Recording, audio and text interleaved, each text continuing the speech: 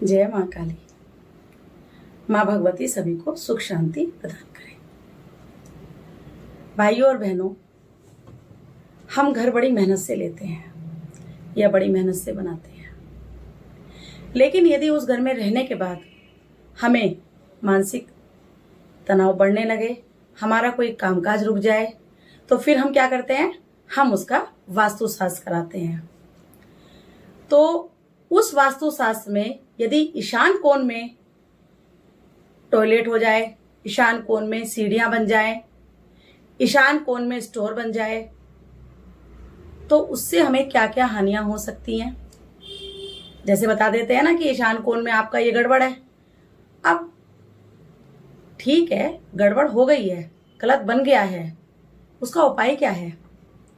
तो सबसे पहले तो ये देखिए ईशान कोण होता क्या है।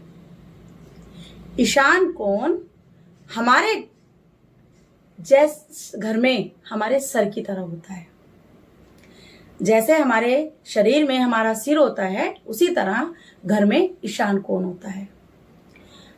मान लीजिए आपको फीवर भी नहीं है, आपको कोई प्रॉब्लम भी नहीं है, लेकिन आपके सर में दर्द है, माइग्रेन हो गया, हमें खाना नहीं अच्छा लगेगा, हमें पीना नहीं अच्छा लगेगा, यहां तक कि कोई हमारा कितना भी प्यारा हो, हमें उससे बात करना नहीं अच्छा लगता, हमें शोर नहीं अच्छा लगता।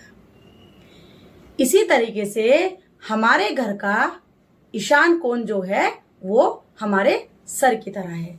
यदि उस पे वजन है, वहां पर गंदगी है, वहां पर कोई भारी चीज रखी हुई है, तो उससे हमारा जो घर में रहने वाले लोग हैं उस पे उनका प्रभाव आने लगता है। क्या क्या प्रभाव आता है? मानसिक तनाव बढ़ता है, धन आगमन के रास्ते रुक जाते हैं, घर में बीमारियां बढ़ जाती हैं, जो भी आप कमाई करते हैं वो घर की डॉक्टरों को जाती है सारी, वंश वृद्धि रुक जाती है, यानी कि जो घर के बच्चे होते हैं, जो बेटे जिन्हें वंश वृद्धि मानते हैं, उनमें दिक्कत आती है। उसके लिए हमें क्या क्या उपाय करने चाहिए? सबसे पहली बात, यदि आपके घर में ईशान कोण में टॉयलेट है, जैसे आजकल अटैच्ड टॉयलेट लोग बनवा लेते हैं, तो कोशिश करिए कि जो उसमें आपका बाथिंग एरिया है उसको रहने दीजिए, लेकिन जो आपका वॉशिंग एरिया है उसको रिमूव करा दीजिए। अब बहुत सारे लोग ये कहते बहन जी बिल्कुल भी नहीं हो पाएगा, अभी ऐसा कोई हमारे पास साधन नहीं आ रहा है। सबसे पहले तो वो साधन बताइए जिससे कि धन आ जाए, उसके बाद में हम दूसरी जगह पर बनवा सकते हैं। उस रेमेडी के लिए हमें क्या क्या करना चाहिए? यदि हमारे घर में ईशान कोण में टॉयलेट आ जाता है, वॉशरूम आ जाता है, तो हम क्या क्या करें? सबसे पहले तो अपने सर की तरह उस स्थान को ठंडा रखिए, वहां पर इन्वर्टर वगैरह हो उन्हें रिमूव करवा दीजिए। यदि वहां पर आपका कोई गंदा यानी कि गंदी चीजें पड़ी हुई हो, उनको हटवा के साफ करवा दीजिए। यदि वहां का फर्श टूटा फूटा पड़ा हुआ हो तो ब्लू कलर की फ्लोरिंग लगवाकर उसको इक्वल करा दीजिए।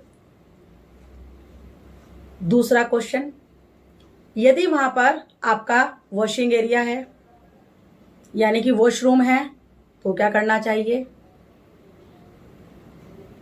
हर मंगलवार को अपने घर में एक कांच की बाउल लीजिए, उसमें नमक रखिए और उस नमक से,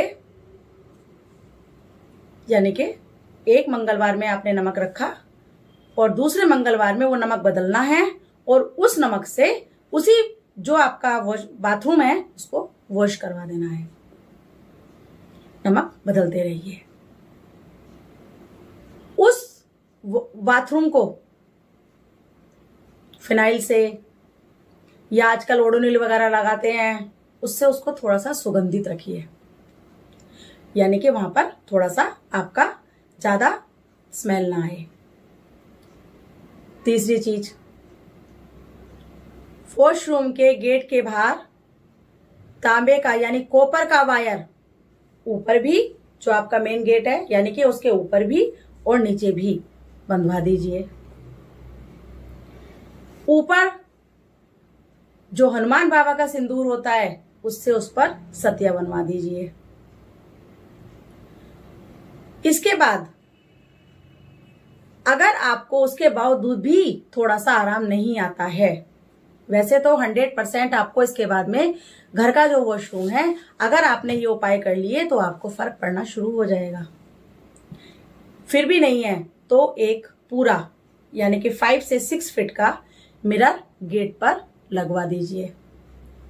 उसका इफेक्ट क्या आएगा, मिरर में जो आपका स्वच्छ एरिया है वो उसमें प्रतिबिंबित होगा और ईशान कोण की जो जगह है यानी कि जो वॉशरूम उस जगह बना हुआ है वो थोड़ा सा रेमेडियल रूप से अलग हट जाएगा यानी थोड़ा दूर हो जाएगा।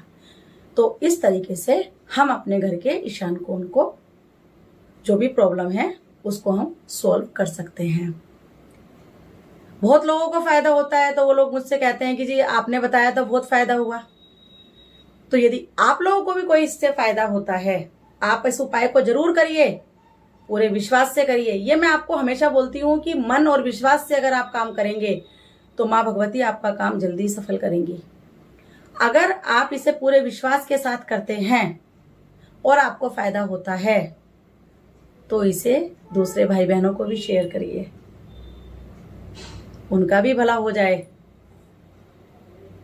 अपना भला तो होता ही है लेकिन हमें दूसरों का भला भी करना चाहिए।